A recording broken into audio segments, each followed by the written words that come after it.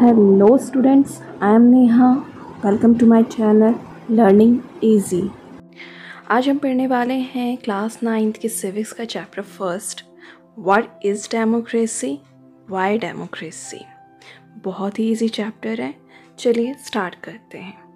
इस क्लास में हम पढ़ने वाले हैं आर्गूमेंट जो डेमोक्रेसी के अगेंस्ट हैं, आर्गूमेंट्स जो डेमोक्रेसी के फेवर में है, और एक ब्रॉडर मीनिंग में डेमोक्रेसी क्या होती है, ये अलग अलग जगह पे हम डेमोक्रेसी को कैसे लेके चलते हैं इसके बारे में। पिछली क्लास में हमने पढ़ा था कि डेमोक्रेसी क्या है, फीचर्स क्या क्या है डेमोक्रेसी के, जिसमें हमने 4 फीचर्स के बारे में पढ़ा था। पहला कि रूलर्स जो हैं वो इलेक्टेड होने चाहिए पीपल के थ्रू, ठीक है, जिसमें हमने पाकिस्तान का एक एग्जाम्पल लिया था।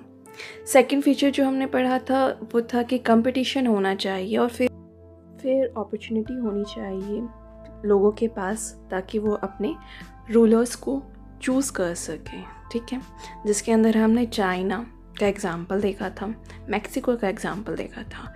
थर्ड जो फीचर हमने देखा था वो था कि इक्वल होना चाहिए सबके पास राइट टू वोट, कोई बाइस्ड फॉर्म नहीं होनी चाहिए, जिसके अंदर हमने सऊदी अरेबिया का जो है एग्ज़ाम्पल देखा था।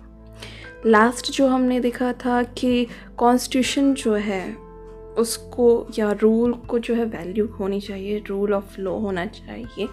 इसके अंदर हमने जिम्बाब्वे का एग्ज़ाम्पल देखा था, जानू पीएफ की पार्टी का, ठीक है। तो ये जो है आप लोग डिस्क्रिप्शन में देख लीजिएगा अगर आपने ये वीडियो नहीं देखी है तो। हम आगे स्टार्ट करते हैं। आर्गूमेंट्स अगेंस्ट डेमोक्रेसी, यानी कि क्या क्या डेमोक्रेसी की कमियां हैं, ठीक है। पहली जो कमी है वो ये है कि जो लीडर्स होते हैं डेमोक्रेसी में वो हमेशा चेंज होते रहते हैं, ठीक है। इससे क्या होता है, इंस्टेबिलिटी आती है, यानी कि कोई प्रोजेक्ट वर्क अगर किसी लीडर ने स्टार्ट किया, फॉर एन एग्जांपल अगर हम इंडिया के लिए चलें, India is a democratic country और यहाँ पे हर 5 साल पे जो है गवर्नमेंट चेंज हो जाती है, ठीक है, थ्रू वोटिंग, ओके। तो अगर यहाँ पे कोई प्रोजेक्ट प्रेजेंट गवर्नमेंट ने स्टार्ट किया और 5 साल के बाद जो है दूसरी गवर्नमेंट आ गई, तो उस प्रोजेक्ट पे जो वर्क अभी की गवर्नमेंट कर रही है दूसरी गवर्नमेंट उसको पहले एनालाइज करेगी, ठीक है। ये बहुत टाइम खींचता है और कभी कभी जो पिछली गवर्नमेंट जो काम कर रही होती है उस प्रोजेक्ट को रोक ही दिया जाता है, ठीक है।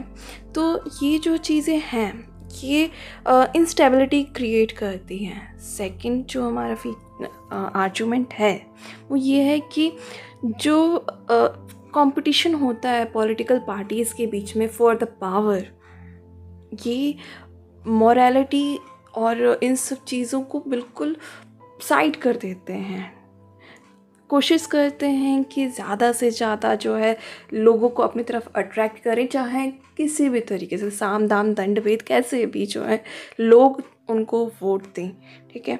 ये जो चीज़ें हैं ये मोरालिटी को बिल्कुल ख़त्म कर देती हैं। नेक्स्ट जो आर्गूमेंट है वो ये कहता है कि डेमोक्रेसी में ना लोगों के जो राय है वो बहुत मैटर करती है।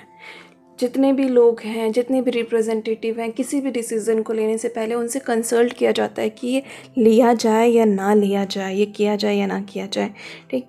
ये जो चीज़ें हैं ये एक डेमोक्रेटिक कंट्री में किसी भी डिसीज़न को लेने से पहले कंसल्ट करने की जो चीज़ें हैं ये डिले करती रहती हैं। नेक्स्ट जो फीचर जो आर्गूमेंट है वो ये कहता है कि लीडर्स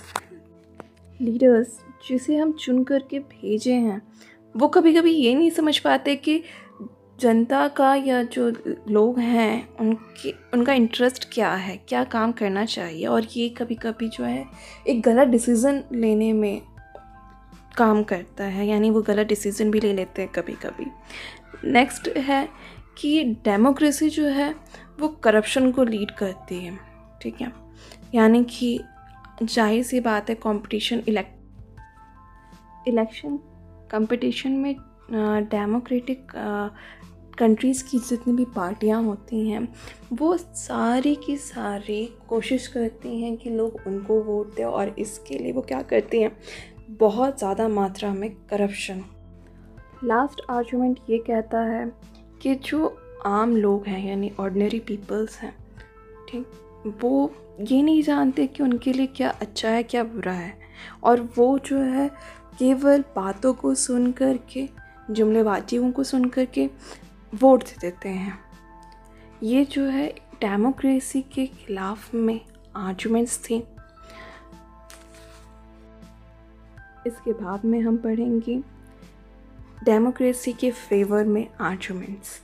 चलिए देखते हैं।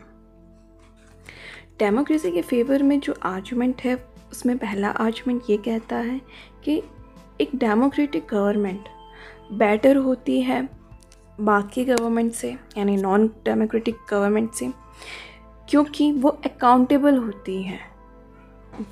वो हमेशा जो वहाँ के लोग हैं, जो सिटीज़न हैं, उनके लिए अकाउंटेबल होगी।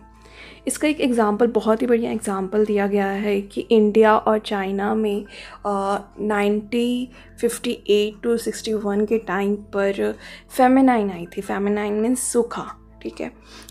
तब जो है चाइना ने इसको बहुत ही गंदे तरीके से कंट्रोल किया था। मतलब कंट्रोल क्या कहेंगे, उन्होंने लोगों को उनके हाल पे ही छोड़ दिया था, क्योंकि चाइना की गवर्नमेंट अकाउंटेबल नहीं है।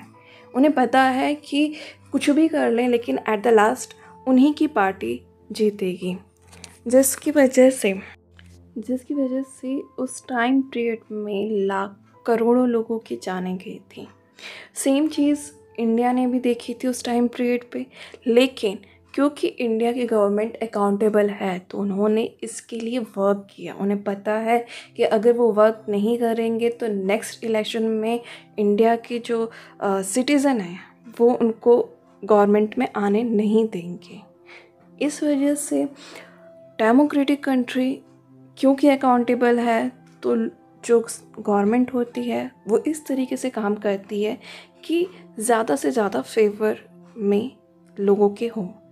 नेक्स्ट है democracy improves the quality of decision making. हमने पढ़ा था ये अगेंस्ट में कि डेमोक्रेसी में कंसल्ट किया जाता है जितने भी रिप्रेजेंटेटिव होते हैं कोई भी डिसीज़न लेने से पहले।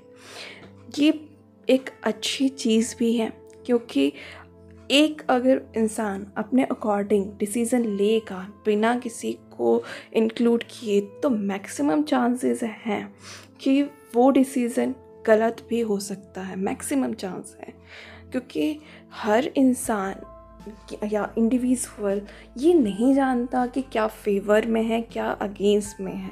वो अपने अकॉर्डिंग सोचता है, जिससे कि पॉसिबिलिटीज़ बढ़ जाती हैं कि जो गवर्नमेंट में है इंसान, अगर वो केवल अपने तरफ से देख करके कोई डिसीज़न ले तो वो गलत हो, जबकि डेमोक्रेटिक कंट्री में ऐसा नहीं है। आर्गुमेंट जो कि फेवर में है डेमोक्रेसी के, इसका थर्ड जो आर्गुमेंट है वो ये कहता है कि डेमोक्रेसी जो है वो प्रोवाइड करती है एक मेथड जिससे कि कॉन्फ्लिक्ट यानी कि विरोध वगैरह या डिफरेंसेस को जो है डील किया जा सके। ये जो है यहाँ पे जो भी गवर्नमेंट आती है उन्हें पता है कि कोई भी परमानेंट नहीं है, इसीलिए वो ज़्यादा से ज़्यादा कोशिश करती हैं कि उनके टाइम पीरियड पे ये कॉन्फ्लिक्ट्स वगैरह ना हो, पीसफुली जो है गवर्नमेंट चलती रहे। Democracy enhance the dignity of the citizens. Political parties जो हैं वो ज़्यादा से ज़्यादा वर्क करती हैं, यानी जो गवर्नमेंट में आए हुए पॉलिटिकल पार्टीज़ हैं वो ज़्यादा से ज़्यादा वर्क करती हैं on the principle of political equality. सबका सेम स्टेटस है, कोई भी रिच या पुअर नहीं है। सब हमने पिछली क्लास में भी पढ़ा था कि यहाँ पे सभी को मौका दिया जाता है कि वो अपने रिप्रेजेंटेटिव को चूज़ कर सकें बिना किसी इनक्वालिटी के। नेक्स्ट जो आर्गुमेंट ये कहता है कि democracy is better than other form of government because it allows us to correct its own mistake. अगर आप एक नॉन डेमोक्रेटिक कंट्री में हैं और आपने अगर कोई गवर्नमेंट बन गई तो चांसेस बिल्कुल कम है कि आप जो है अपनी गलती को सुधार सकें। अगर आप देख रहे हैं कि गवर्नमेंट जो है सही नहीं है तो ये बहुत कम चांसेस हैं कि आप जो है अपनी गलती को सुधार सकें। नेक्स्ट जो है ब्रॉडर मीनिंग ऑफ डेमोक्रेसी। सबसे पहले हम यहाँ पे समझने की कोशिश करेंगे कि रिप्रेजेंटेटिव डेमोक्रेसी क्या है। बच्चे ये देखिए कि अब अगर जो डेमोक्रेसी, जब ये वर्ड निकला था उस समय जो है यहाँ सभी लोग, एक स्टेट के, एक देश के जो है सभी लोग जो है पार्टिसिपेट करते थे। बट बिकॉज वो टाइम बहुत पहले था, छोटे छोटे राज्य होते थे, तो ये फॉर्म जो है अब चेंज हो गया है।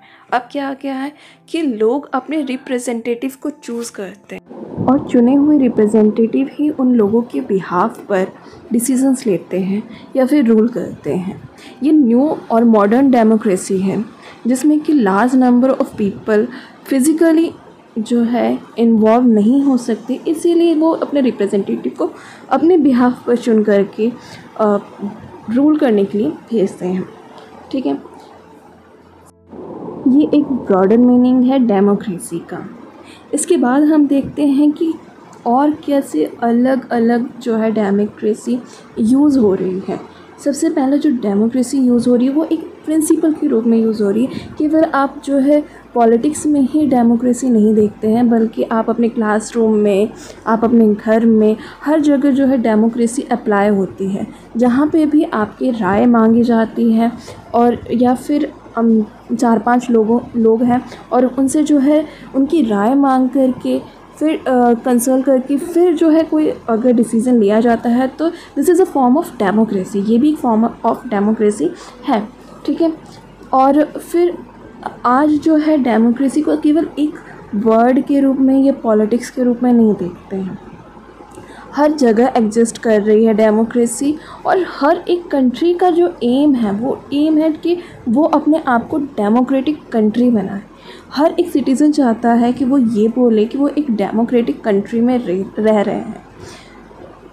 और जो हमने मिनिमम क्राइटेरियाज़ देखे थे, 4 फीचर्स देखे थे, वो जो है एक डेमोक्रेटिक और नॉन डेमोक्रेटिक जो गवर्नमेंट है उनको अलग करते हैं।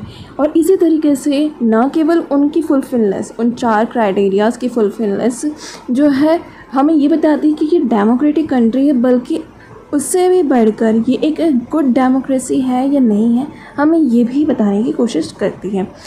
और अगर हम जो है अपने स्मॉल कम्युनिटी में देखें, ठीक है, कि छोटे जो है स्वरूप डेमोक्रेसी का, तो हम उसे ग्राम सभा के रूप में देख सकते हैं। ग्राम सभा में क्या होता है कि लोग जो है एक जगह इकट्ठा होते हैं, उस पूरे गांव के जो लोग होते हैं वो इकट्ठा होते हैं और किसी भी एक डिसीज़न को लेने के लिए अपनी राय जो है पूरी तरीके से सामने रखते हैं। ये एक स्मॉलर फॉर्म है डेमोक्रेसी का, एक विलेज के रूप में आप जो है इसको देख सकते हैं।